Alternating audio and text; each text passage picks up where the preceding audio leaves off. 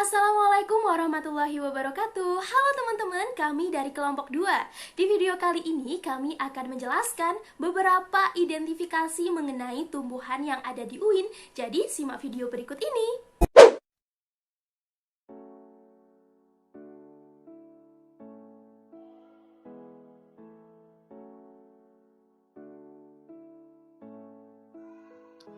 Assalamualaikum warahmatullahi wabarakatuh. Di video kali ini saya akan menjelaskan tentang salah satu bunga yang ada di UIN. Ini mungkin teman-teman udah sering banget lihat bunga ini. Nah, bunga ini itu adalah bunga kecil putih yang cantik banget.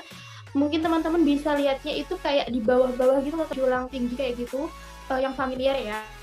Nah, ini tuh namanya bunga kitolak atau nama latinnya Isotoma longiflora. Bunganya cantik banget, putih, bersih kayak gitu ya teman-teman. Next. Nah, kitolak atau Isotoma longiflora ini merupakan tanaman herba atau herbal ya, yang dari dulu itu udah sering banget dimanfaatkan kayak gitu ya. Biasanya tumbuh di pinggiran tembok yang lembab, memiliki akar tunggang berwarna putih pucat, batang herba bentuk silinder dengan sedikit ruas pada bagian batang muda. Ya biasanya teman-teman kalau di daerah rumah-rumah yang mungkin masih memiliki lahan kayak gitu ya teman-teman, itu biasanya di pinggirannya itu kan ditanami bunga. Nah, bunga ini tuh merupakan salah satu bunga yang sering banget kita temui di dinding-dinding itu. Kayak gitu. Nah, ini merupakan video identifikasi dari bunga kiloid ini. Kitolot, bukan kiloid ya teman-teman, kitolot. Nah, jadi kalau teman-teman ingin mencari identifikasi bunga ini, itu teman-teman tinggal foto aja tuh bunganya, terus dimasukin ke Google Lens, nanti bakal ketemu itu bunga apa sih, kayak gitu teman-teman. Nah, sebenarnya bukan cuma bunga, bisa juga tumbuhan yang lain atau barang-barang yang lain yang pengen teman-teman ketahui identifikasinya, atau mungkin teman-teman ketemu barang asing, ini benda apa sih, kayak gitu tuh bisa banget teman-teman gunain di Google Lens ini. Prosesnya tinggal foto, masukin gambar, terus udah deh kayak gitu, tinggal pilih sesuai yang teman-teman butuhkan kayak gitu. Nah, oke, bunga ini itu namanya, aduh udah kebablasan aja ya teman-teman. Oke, kita pause dulu di sini. Nah, nama Latin dan juga nama lokal. Nama lokalnya ini kitolot atau biasa disebutnya daun tolot ya, karena bunganya ini kecil tapi daunnya lumayan memanjang kayak gitu ya. Di daerah Sunda itu sebutannya adalah daun tolot, kendali. Terus kalau di Jawa namanya sangkobak kayak gitu. Sedangkan nama latinnya adalah Isotoma longiflora kayak gitu ya teman-teman. Oke, kemudian klasifikasi dari bunga ini. Oke, karena ini slide-nya ini cepet banget geraknya, jadi harus kita pause gitu loh. Oke, kita pause. Ini adalah klasifikasi menurut G. Trosopumo pada tahun 2007. Jadi dari tanaman ini itu kingdomnya plantae atau tumbuhan, divisinya spermatopia, subdivisinya angiosperma, klasiknya Dicotyloideae, subklasiknya Sympetalae, ordonya Campanulatae, famili Campanuleaceae, jenisnya Isotoma, spesiesnya Isotoma longiflora.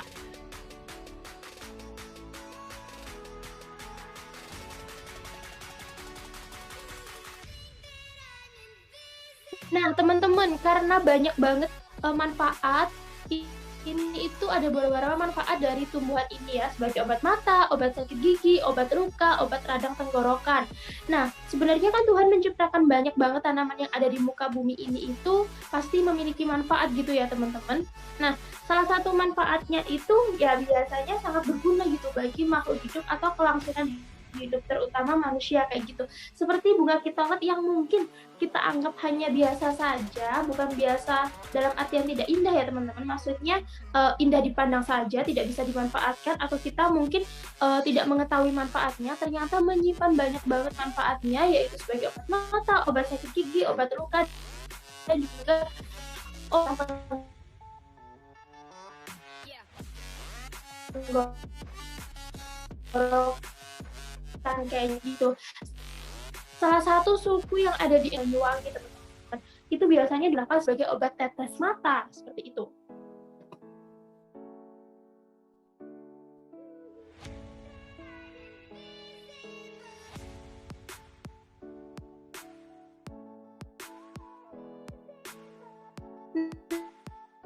Nah, oke teman-teman, hari itu juga dibuktikan menurut penelitian yang telah dilakukan oleh Basia Tijan spesialis FK pada tahun 2010 pada jurnalnya yang berjudul Efek Anti-Inflamasi Ekstrak Daun dan Bunga Kitolot atau Isotoma Longiflora persi terhadap anti-inflamasi buatan pada tikus putih jatah galoristan. Dan itu tuh menyatakan bahwa salah satu manfaat dari bunga kitolot ini adalah anti-inflamasi. Ini tipe ya teman-teman. Dan kalau teman-teman pengen baca jurnalnya, ini merupakan tesis S2 ya, teman-teman bisa akses ini di link yang udah aku taruh di sini.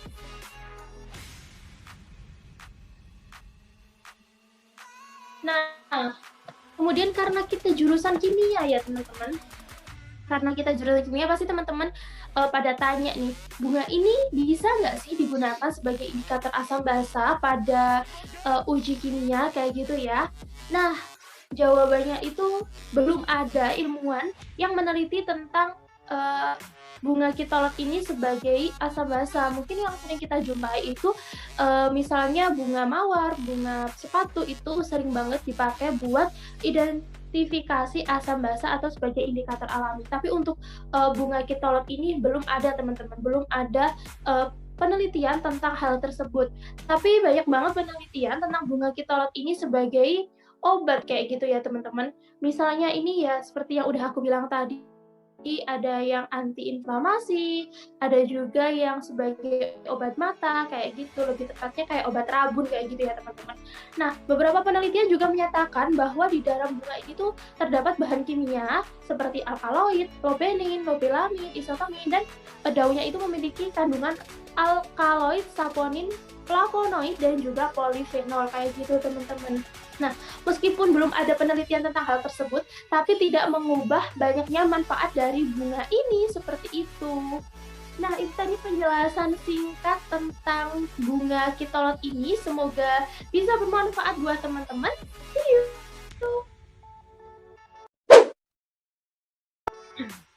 Perkenalkan, nama saya Siti Silvia Hatulifa, NIM 1863089 dari kelas Kimia C. Di sini saya akan menjelaskan tentang bunga edible yang saya dapatkan di belakang Rektorat UIN Malang. Kemudian saya akan mencari bunga tersebut di Google Lens.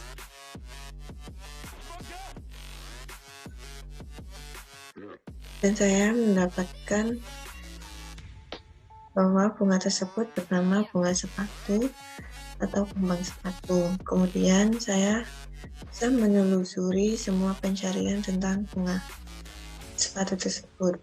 Saya menemukan ciri-cirinya, klasifikasinya, manfaatnya, dan banyak lainnya seperti indikator bangsa.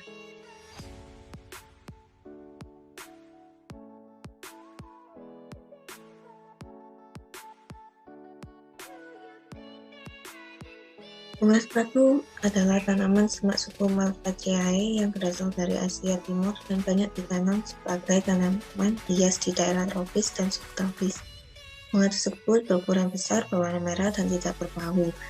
Bunga sepatu terdiri dari 5 helai daun kelopak yang dilindungi oleh kelopak tambahan atau epitalik sehingga terlihat seperti 2 lapisan kelopak bunga. Mahkota bunga terdiri dari 5 lembar atau lebih jika merupakan hibrida. Kemudian tangkai putik berbentuk silinder panjang yang dikelilingi tangkai sari berbentuk oval yang bertaburan serbuk sari. Bijinya terdapat di dalam buah berbentuk kapsul berbilik 5. Kemudian bunga sepatu memiliki nama lokal yaitu bunga sepatu atau kembang sepatu. Klasifikasi ilmiah dari bunga sepatu yaitu sebagai berikut. Pada urutan Kimpton disebut plantae, kemudian pada urutan divisi disebut Magnoliophyta, pada kelas Magnoliopsida, pada ordo Malvales pada familia Malvaceae, pada genus Hibiscus, dan pada spesies Hibiscus rosasinensis. Manfaat bunga sepatu di Indonesia. Menurut Sumara 2017, di Indonesia bunga sepatu digunakan sebagai pengobatan tradisional. Daun dan bunga sepatu merupakan khasiat antiseptik. Oleh karena itu, dapat digunakan untuk membantu mempercepat proses penyembuhan luka. Daun, bunga, dan akar.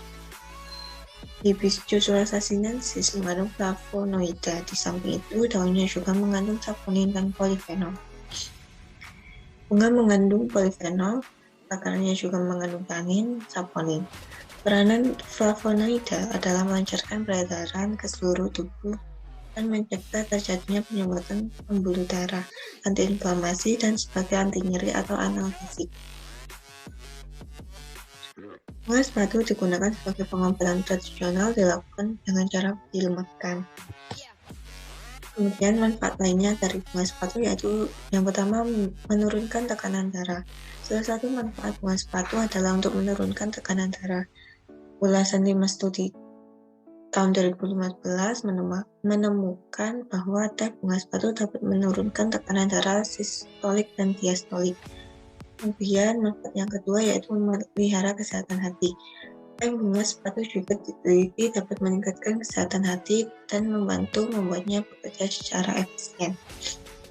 Sebuah studi yang melibatkan 19 orang menemukan dengan mengonsumsi ekstrak buah bunga sepatu selama 12 minggu dapat membantu mengendalikan perlambatan hati.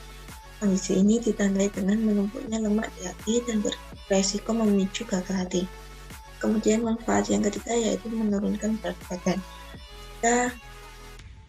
Jika sedang berusaha menurunkan berat badan secara rutin, meminum rebusan bunga sepatu tentu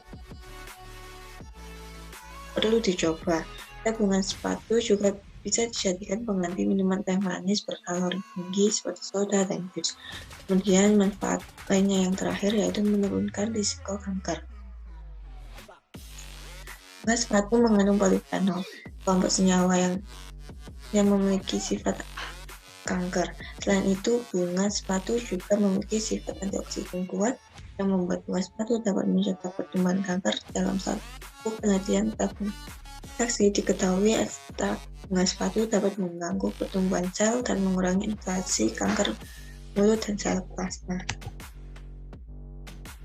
Kemudian untuk indikator asam basa, indikator dari ekstrak mahkota bunga sepatu yang diperoleh menunjukkan perubahan warna, yaitu dalam larutan asam berwarna merah dan dalam basa berwarna hijau. Perubahan warna ekstrak mahkota bunga sepatu dalam larutan asam basa disebabkan adanya antosianin. Larutan ekstrak mahkota bunga sepatu dalam asam tidak berwarna dalam larutan basa berwarna violet menurut Bagat dan Tirta 2008. Kemudian antosianin dalam strukturnya mengandung kation stafilium. Dapat terjadi perubahan warna karena terjadinya perubahan bentuk struktur yang disebabkan oleh pengaruh dari pH. Menurut Nuryanti et al. 2012. Kemudian pada tabel ini dijelaskan bahwa bunga sepatu pada titrasi asam lemah basa kuat menunjukkan bahwa hasil titrasi asam lemah dengan basa kuat dengan menggunakan indikator ekstrak bunga sepatu yang diperoleh menunjukkan pH di bawah 5,80 dengan berwarna merah. Di antara pH 5 sampai 9,55 terjadi perubahan warna sedikit dari merah menjadi hijau. pH di atas 9,55 larutan berwarna hijau. Pada uji ini, ekstrak mahkota bunga sepatu dapat digunakan untuk titrasi asam lemah dengan basa kuat. Hal ini dibuktikan titrasi menggunakan ekstrak memberikan hasil setara dengan indikator phenolphthalein. Kemudian Bunga sepatu yang digunakan untuk indikator titrasi. Batu kuat, asam kuat, mana ekstrak mahkota bunga sepatu mengandung antosianin yang dapat mengalami kesetimbangan dengan membentuk senyawa anhidrobase. Hasil yang diperoleh pada titrasi basa kuat, asam kuat menunjukkan pH di atas 9,60 yang berwarna hijau. Perubahan warna tersebut menunjukkan jangkauan pH indikator phenolphthalein yaitu 8,0 sampai 9,0. Kemudian pada titrasi basa lemah dengan asam kuat, hasil titrasi basa lemah dengan asam kuat menggunakan indikator ekstraksi mahkota bunga sepatu yang diperoleh menunjukkan pH di atas 4,29 berwarna hijau. Di antara pH 4,29 sampai 3,09 terjadi perubahan warna sedikit dari hijau menjadi merah, dan pH di bawah 3,09 larutan berwarna merah. Perubahan warna dari indikator ekstrak bunga sepatu tersebut berada dalam jangkauan indikator metil oren yaitu pada 4,4 sampai 3,1. Sehingga dapat disimpulkan bahwa bunga sepatu dapat digunakan sebagai indikator basa baik pada asam lemah basa kuat atau basa kuat asam kuat dan juga basa lemah asam kuat. Sekian presentasi saya.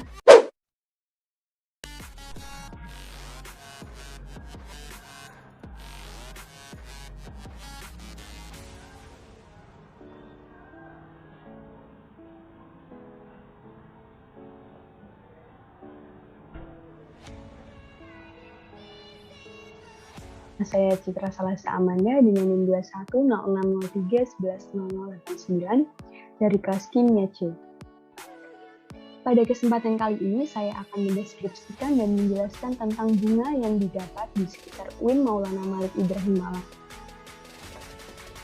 Setelah ditelusuri menggunakan Google Lens, bunga tersebut mempunyai nama latin yaitu Ixora chinensis dan nama lokalnya adalah bunga asoka. Bunga asoka ini mempunyai warna merah yang sangat mencolok dan juga mempunyai 4 benang sari dan 1 titik pada mahkota bunganya. Bunga asoka ini mempunyai manfaat dan banyak kegunaan, yaitu salah satunya digunakan sebagai obat tradisional di Desa Kayu Ara, Kecamatan Menyuke, Kabupaten Landak. Masyarakat di Desa Kayu Ara ini menggunakan bunga asoka sebagai obat tradisionalnya, salah satunya sebagai obat penyakit dalam. Cara pembuatannya adalah dengan merebus bunga asoka lalu diminum untuk mengobati obat penyakit dalam, namun penyakit ini tidak terlalu membahayakan. Selanjutnya adalah digunakan sebagai obat kurap dan panas. Cara penggunaannya adalah dengan cara menumbuk bunga asoka lalu diletakkan ke bagian tubuh yang terkena kurap atau panas. Selanjutnya mengobati luka memar. Beberapa masyarakat mengobati luka memar dengan menggunakan bunga asoka, yaitu dengan cara merebusnya lalu meminum ramuan tersebut. Selanjutnya, bunga asoka ini sering digunakan sebagai obat disentering atau mengobati disentering, yaitu cara pembuatannya adalah dengan cara menyeduh 2 genggam bunga asoka yang telah ditumbuk halus dengan setengah gelas air dan kemudian disaring lalu diminum. Selain itu, bunga asoka mempunyai banyak sekali kegunaan dan manfaat. Salah satunya sebagai obat diare, serta dapat mengatasi kram dan juga dapat memperlancar menstruasi. Selanjutnya adalah apakah bunga asoka dapat dijadikan sebagai indikator asam basa? Jawabannya adalah bunga asoka dapat dijadikan sebagai indikator asam basa karena bunga asoka mempunyai warna bunga yang sangat mencolok. Dan warna yang mencolok ini dapat dikategorikan sebagai salah satu syarat tumbuhan atau bunga dapat dijadikan sebagai indikator asam basa. Dalam beberapa penelitian, bunga asoka ini dapat digunakan sebagai indikator asam basa karena ekstrak bunga asoka ini dapat mengalami perubahan warna atau menghasilkan warna yang berbeda dari warna aslinya ketika bunga asoka ditetesi oleh larutan asam atau basa.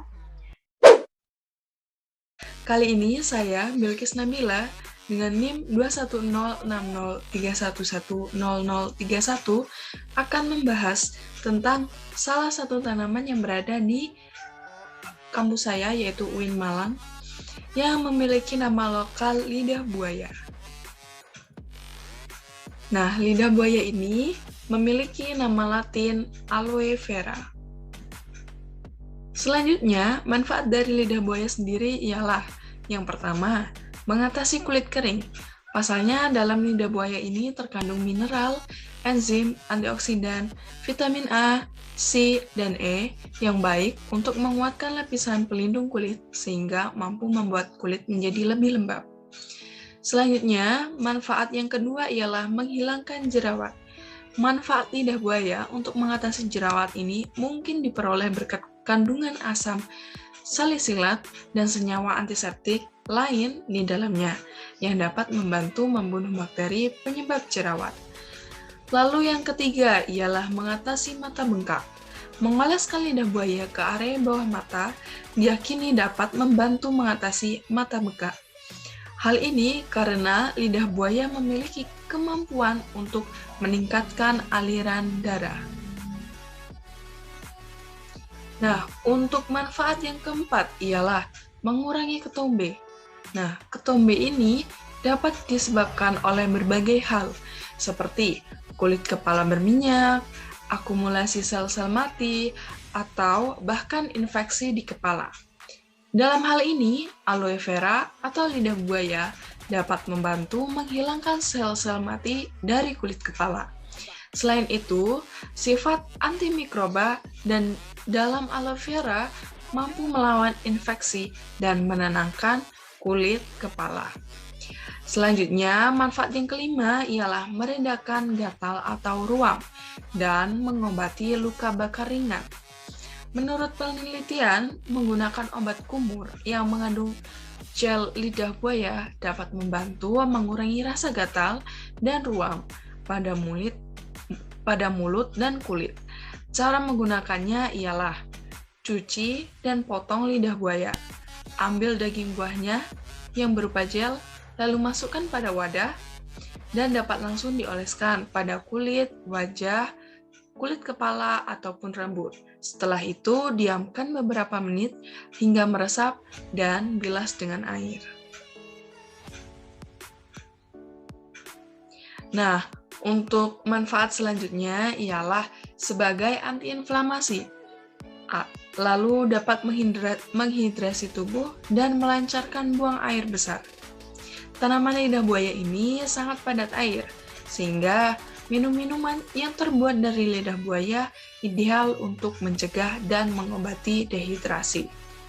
Staf terhidrasi dapat membantu detoksifikasi tubuh dengan mendorong tubuh untuk membersihkan dan membuang kotoran. Cara menggunakannya ialah kupas dan ambil daging buahnya, lalu potong daging lidah buaya sesuai selera, didihkan air dan masukkan daging lidah buaya lalu diamkan selama kurang lebih 10 menit. Buat larutan asam dengan campuran 1 liter air dan 1 sendok makan perasan jeruk. Perasan jeruk nipis ya. Lalu rendam daging lidah buaya dalam larutan asam, kemudian bilas dengan air matang. Tuang es batu ke dalam gelas, kemudian beri potongan daging lidah buaya. Jika suka, dapat menambahkan sirup sesuai selera. Dan minuman ini dapat disajikan dingin agar terasa lebih segar. Begitu. Nah, apakah lidah buaya ini dapat digunakan sebagai indikator asam basa? Jawabannya tidak, karena lidah buaya ini tidak dapat digunakan sebagai indikator asam basa. Karena lidah buaya tidak termasuk sebagai indikator asam basa, yang mana salah satu ciri indikator asam basa yaitu memiliki warna yang cerah dan mencolok. Nah, saya menjelaskan informasi ini berdasarkan sumber dari buku berikut. Ini saya akan memberikan pengertian tentang identifikasi bunga. Nah, bunga yang digunakan kali ini yaitu melati Jepang atau Pseudoeranthemum reticulum. Sebelumnya perkenalkan, nama saya Wahyuni Eka Putrasari NIM 186315. Kali ini yaitu untuk nama lokalnya sendiri ini bernama bunga melati Jepang, sedangkan untuk nama latinnya yaitu Pseuderanthemum reticulum. Melati Jepang yang dalam bahasa Latinnya disebut Pseuderanthemum reticulum merupakan tanaman hias yang termasuk ke dalam kategori tanaman semak yang tumbuhnya tegak sama seperti tanaman melati lainnya. Tanaman melati Jepang ini juga mempunyai bentuk pohon yang berbatang kecil. Tinggi batang melati Jepang hanya sekitar 1/2 sampai 2 meter. Sangat cocok bila digunakan sebagai penghias taman atau halaman rumah. Daun-daunnya terletak berhadap-hadapan dan tumbuhnya berselang-seling. Daun melati Jepang ini berukuran lebar antara 5-10 cm dan panjangnya dapat mencapai 15 cm. Daunnya berwarna hijau tua atau hijau muda, dengan campuran warna kuning yang menambah kesan keindahan pada tanaman ini. Bunga-bunga melati Jepang terdapat pada satu tangkai yang bulat dan panjangnya sekitar 20 cm. Bunganya ini terdapat di sepanjang tangkai dan merapat pada ujungnya. Bentuk kumpulan bunganya ini secara keseluruhan merupakan tandan yang keluar dari ketiak daun kelopak bunga, berwarna hijau dan mempunyai sela-sela dalam yang menyerupai gigi. Mahkota bunga bentuknya seperti tabung yang pada ujungnya terbuka. Bentuknya bulat telur atau bulat panjang. Warna dari mahkota bunganya ini ungu muda yang hampir berwarna putih susu. Bunga melati Jepang dapat tumbuh di mana saja. Di dataran rendah, bunga ini dapat tumbuh dengan baik, begitu juga jika ditanam di dataran tinggi, maka melati Jepang ini dapat tumbuh dengan sempurna. Klasifikasi dari tanaman melati Jepang ini yaitu dari kingdom Plantae, subkingdomnya Tracheobionta, subdivisi Sparmatophyta, divisinya Magnoliophyta, kelas Magnoliopsida, subkelas Asteridae, warganya Scrophulariales, famili Acanthaceae, genusnya Pseudenterum, dan spesiesnya Pseudenterum reticulum. Melati Jepang ini memiliki beberapa manfaat yang dapat digunakan dalam kehidupan sehari-hari, yaitu yang pertama, mengatasi ASI yang keluar berlebihan. Untuk ibu yang baru melahirkan pasti akan keluar ASI. Nah, jika keluarnya itu berlebihan akan sangat tidak nyaman bagi ibu tersebut, sehingga hal ini dapat diatasi dengan menggunakan melati Jepang. Caranya yaitu daun melati Jepang ditumbuk sampai halus, lalu tumbukan tersebut ditempatkan pada daerah payudara setiap pagi. Yang kedua, mengatasi sakit mata ringan. Cara penggunaannya yaitu 1 genggam daun melati lalu ditumbuk sampai halus, ditempelkan tumbukan tersebut pada bagian dahi dekat mata. Nah, saat tumbukan tersebut mulai kering, itu bisa diganti dengan yang baru dan dilakukan berulang kali sampai reda. Yang ketiga yaitu mengatasi demam. Demam atau panas bisa diatasi dengan ramuan melati Jepang. Caranya, 1 genggam daun melati dan 10 kuntum bunga melati lalu dicampur dan diremas-remas, kemudian direndam ke dalam air. Nah, air rendaman tersebut bisa dijadikan untuk mengompres menggunakan handuk kecil dan rendam sejenak dalam air rendaman sebelum ditempelkan ke dahi. Manfaat yang keempat yaitu untuk mengatasi demam berdarah. Nah, melati Jepang ini digunakan untuk mengatasi demam berdarah. Caranya dengan merebus 7 lembar daun melati dan belimbing 1,25 gram di dalam air 250 ml. Rebus air sampai menjadi tinggal 1 gelas saja, kemudian didinginkan dan disaring, lalu diminum sebanyak 8 gelas sehari selama 3 hari berturut-turut. Nah, yang kelima, mengatasi bengkak karena sengatan lebah. Caranya dengan menempelkan bunga melati yang sudah dihaluskan pada bagian yang bengkak atau baru disengat lebah. Diamkan selama beberapa saat. Yang keenam, mengatasi sariawan. Masalah sariawan ini bisa diobati dengan menggunakan rendaman daun melati, yaitu dengan merendam daun melati yang sudah dibersihkan. Air rendaman tersebut digunakan sebagai obat kumur yang dapat mengatasi masalah sariawan. Yang terakhir yaitu mengatasi sakit kepala. Bunga melati dapat digunakan untuk mengatasi sakit kepala dengan merendam bunga melati di dalam minyak kelapa selama seharian. Setelah itu, minyak yang didapatkan akan dapat membantu menghilangkan masalah sakit kepala.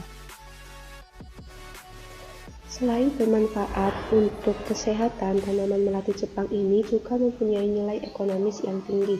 Salah satu contohnya adalah tanaman ini digunakan sebagai bahan baku industri kosmetika, minyak wangi, tekstil, dan penyedap teh.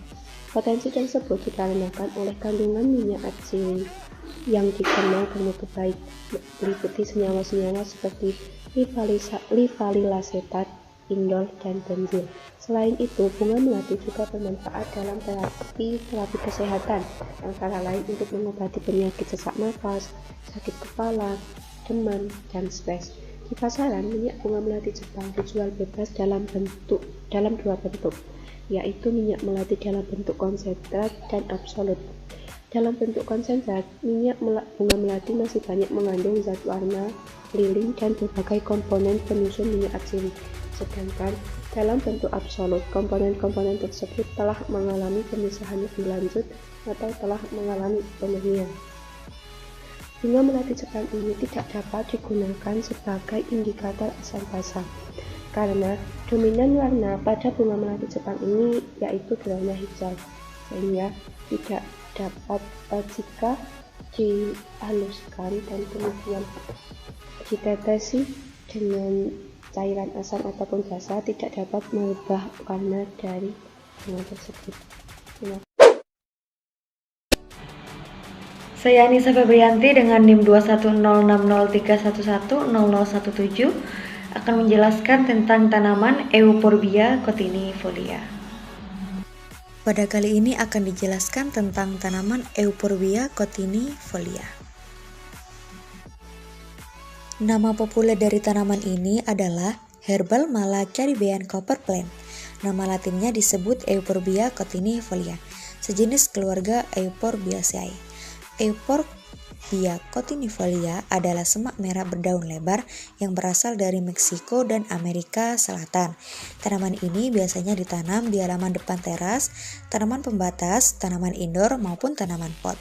Merupakan tipe tanaman hias berdaun indah alias tanaman hias daun. Media tanahnya yaitu tanah atau campuran akar pakis atau juga kompos. Nama-nama umumnya meliputi Sparge pohon asap, Euphorbia daun merah, semak asap tropis, pabrik tembaga Karibia, Spurge semak Meksiko, Spurge merah. Ditulis oleh Penanaman dan Hutan pada Senin 25 Mei 2020.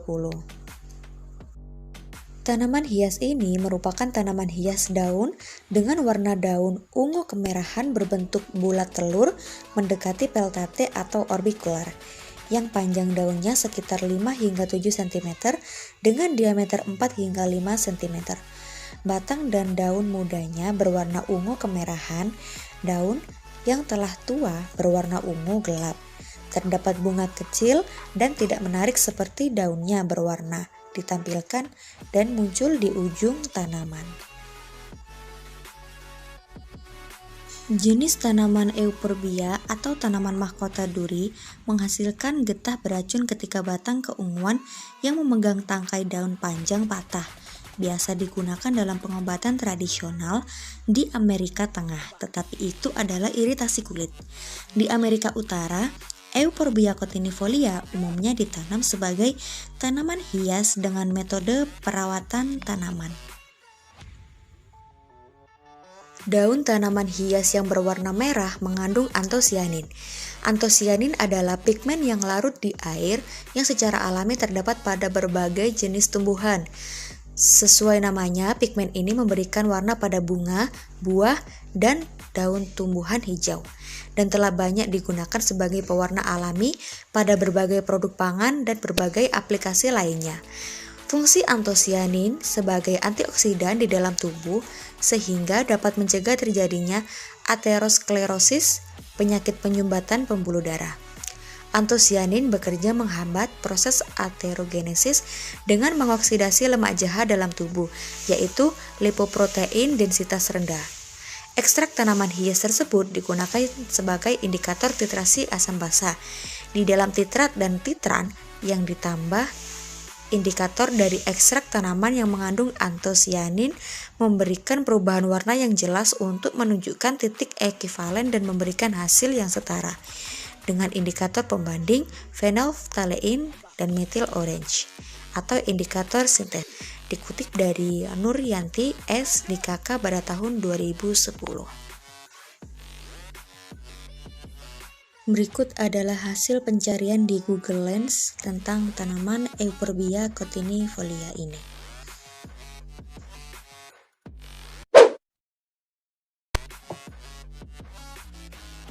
Baiklah, saya lanjutkan dengan saya Venerana Nur Azharoh, NIM 186316. Di sini saya akan membawakan tentang daun ungu.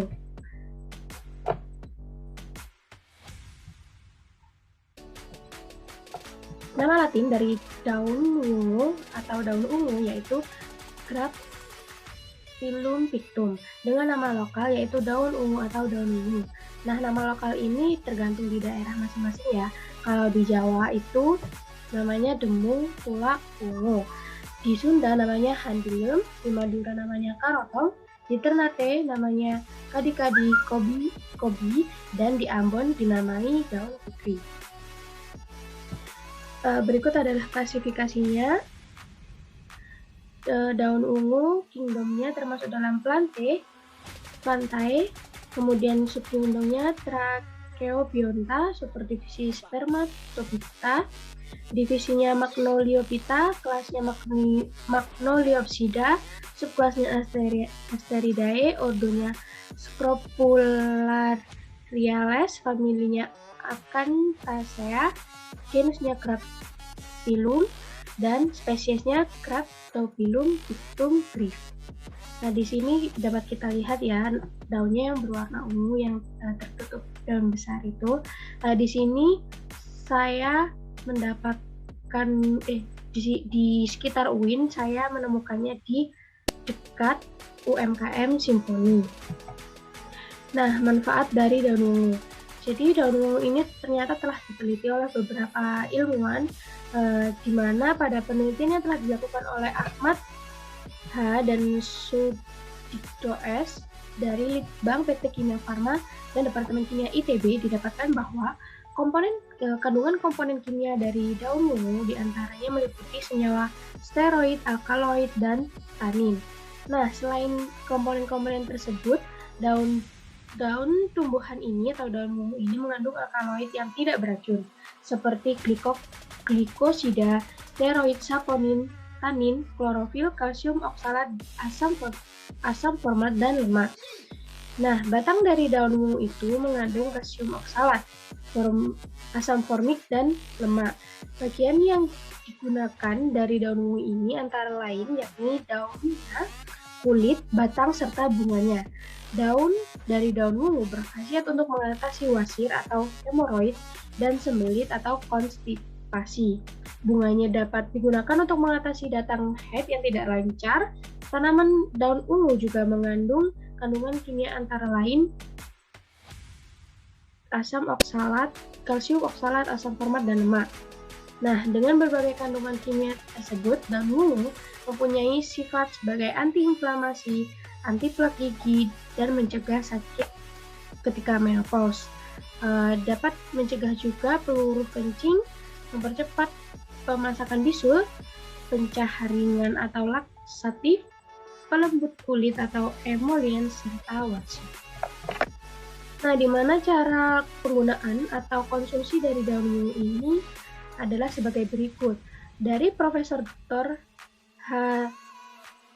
Harjono Urip Santoso dari Farmakologi FKUI mengatakan bahwa cara mengonsumsi daun ungu itu yang pertama ditimbang sebanyak 9-10 gram daun ungu segar, kemudian direbus dalam 2 gelas air atau 600 cc air sampai menjadi 1 gelas rebusan air dan diminum setiap hari 1 kali. Dalam 5 hari, efek yang akan ditimbulkan oleh gejala hemoroid seperti nyeri, pendarahan, dan panas itu akan hilang dan tak terbatas. Dr. J.M. Sugiarto menambahkan bahwasannya konsumsi 1 gelas rebusan air daun ungu ini juga dapat membebaskan penderita dari gangguan wasir jika dikonsumsi selama 2 bulan berturut-turut. Kemudian, pada penelitian yang telah dilakukan oleh Dr. DRG Nur Permatasari MS, Dr. Umi Kalsum MKes, dan Dr. Nurdiana MKes dari FK Universitas Brawijaya menyatakan bahwa kandungan alkaloid dalam daun ungu itu memiliki kemampuan sebagai antiinflamasi dan juga sebagai analgesik pada hewan percobaan. Efek analgesi tersebut ditunjukkan dengan terjadinya penurunan nilai ambang nyeri setelah pemberian ekstrak alkaloid pada dosis 1,5, 3, dan 6 mg per kg. Nah, menurut ketiga peneliti tersebut, kemampuan efeknya itu dari ekstrak etanol daun ungu yang ampuh menurunkan nilai ambang nyeri pada dosis 3 mg per kg bobot tubuh. Hal itu setara dengan pemberian aspirin dengan dosis 125 mg per kg bobot tubuh. Nah, hal tersebut berkat kemampuan alkaloid dari daun ungu dalam menghambat pembentukan prostaglandin. Berikut sumber yang saya dapatkan, sumber bacaan yang saya dapatkan. Nah, sekarang kita memasuki pada inti, yaitu apakah daun ungu dapat dijadikan sebagai indikator asam massa? Jawabannya adalah tidak. Hal tersebut disebabkan karena menurut penelitian yang telah dilakukan oleh Latih dan Rahayu, dikatakan bahwa berdasarkan penelitian terdahulu ditemukan senyawa antosianin yang dapat mengidentifikasi asam maupun basa. Nah, sedangkan pada tanaman daun ungu ini tidak teridentifikasi atau tidak terdeteksi adanya senyawa tersebut, maka dapat kita simpulkan bahwa tanaman daun ungu itu tidak dapat dijadikan indikator asam basa alami walaupun dia memiliki warna yang khas, yaitu ungu kemerahan. Selanjutnya saya akan menjelaskan tentang bunga tapak dara. Tapak dara adalah perdu tahunan yang berasal dari Madagaskar tetapi telah menyebar ke berbagai daerah tropika lainnya. Di Indonesia, tumbuhan hias pekarangan ini dikenal dengan bermacam-macam nama, seperti disebut sindapor pada wilayah Sulawesi, kembang tembaga dalam bahasa Sunda, dan kembang tapak dara dalam bahasa Jawa. Orang Malaysia lebih mengenalnya sebagai kemunting Cina, pokok rumput alang, pokok kembang sari Cina, atau pokok ros pantai. Di Filipina, ia dikenal sebagai citrisica, di Vietnam sebagai hoa haidang, di Cina dikenal sebagai changchunhua, di Inggris sebagai rose periwinkle, dan di Belanda sebagai soldatenbloem. Nama ilmiah dari bunga tapak dara yaitu Sataranthus raceus dalam kerajaan Plantae, divisi Magnoliophyta, famili Apocinaceae, kelas Magnoliopsida, ordo Gentianales, spesies Cirehaus. Manfaat bunga tapak dara yaitu yang pertama, mengobati penyakit kanker. Manfaat ini didapat dari jenis senyawa alkaloid yang bernama vinblastin dan vincristin yang banyak terdapat di dalam daun dan batang tapak dara. Vinblastin dan vincristin kerap digunakan sebagai senyawa aktif utama dalam kemoterapi guna mengobati berbagai jenis kanker. Yang kedua yaitu mencegah kerusakan oksidatif. Kandungan flavonoid dari tanaman tapak dara memiliki sifat antioksidan yang sangat baik untuk mencegah kerusakan oksidatif akibat radikal bebas berlebih dalam tubuh. Hal ini bisa mengurangi resiko Anda mengalami berbagai penyakit kronis seperti aterosklerosis, hipertensi, dan penyakit neurodegeneratif. Yang ketiga, menurunkan kadar gula darah. Senyawa vindolin dan vindolisin di dalam tanaman tapak darah mampu menurunkan kadar gula dalam darah sehingga menurunkan risiko mengalami penyakit diabetes. Yang keempat, menurunkan kadar kolesterol. Penelitian menyebutkan bahwa kandungan flavonoid dan vinfosetin yang terkandung dalam ekstrak daun tapak darah memiliki khasiat untuk menurunkan kadar kolesterol total, trigliserida dan kolesterol jahat, sehingga dapat menurunkan resiko mengalami penyakit akibat kadar kolesterol tinggi seperti stroke, serangan jantung, dan penyakit ginjal kronis. Yang kelima, mengobati diare. Penelitian menyebutkan bahwa ekstrak etanol dari daun tapak darah memiliki sifat anti diare yang baik sehingga bisa membantu meredakan gejala dan mengatasi diare. Cara mengolah tapak darah untuk obat tradisional sangat sederhana, yaitu cukup merebus daunnya atau menyeduh bunga untuk dijadikan teh herbal, bisa ditambahkan madu murni untuk menambah rasanya. Apakah bunga tapak darah dapat dijadikan sebagai indikator asam basa? Ya, bunga tapak darah dapat dijadikan sebagai indikator asam basa karena mengandung antosianin yang dapat digunakan sebagai indikator asam basa sehingga dapat merubah warna pada suasana asam maupun basa. Tanaman yang digunakan untuk membuat indikator pH harus memiliki karakteristik warna sehingga ketika digunakan sebagai indikator pH, bunga tapak darah tersebut diambil ekstraknya untuk dibuat indikator pH. Kemudian, ekstrak tanaman tersebut akan mengalami perubahan warna jika ditetesi larutan asam atau basa. Indikator pH ini berupa indikator cair dan indikator kertas.